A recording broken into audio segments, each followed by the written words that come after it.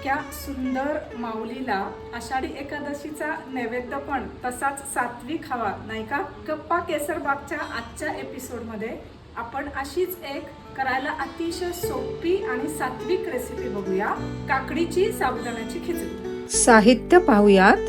भिजवलेला साबुदाणा केसरबागचा वापरलाय, गिरगाईचं केसरबागचं तूप, शेंगदाण्याचा कूट हिरवी मिरची सहित, कोथिंबीर ऑप्शनल आहे, काकडी किसलेली, सैंधव मीठ आणि जिरे आणि कढीपत्ता फोडणीसाठी, लिंबू चवीसाठी। साबुदाण्यामध्ये सगळे पदार्थ टाकून घ्यायचे आहेत।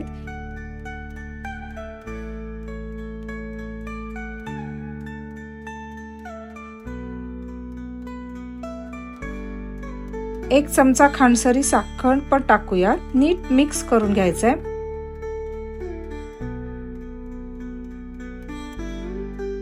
कढईत फोडणीसाठी एक चमचा गिरगाईचं तूप टाकायचंय, त्यातच जिरं आणि कढीपत्त्याची फोडणी करायची आणि मिक्स केलेला साबुदाणा टाकायचा आहे आणि व्यवस्थित हलवून झाकण ठेवून द्यायचंय।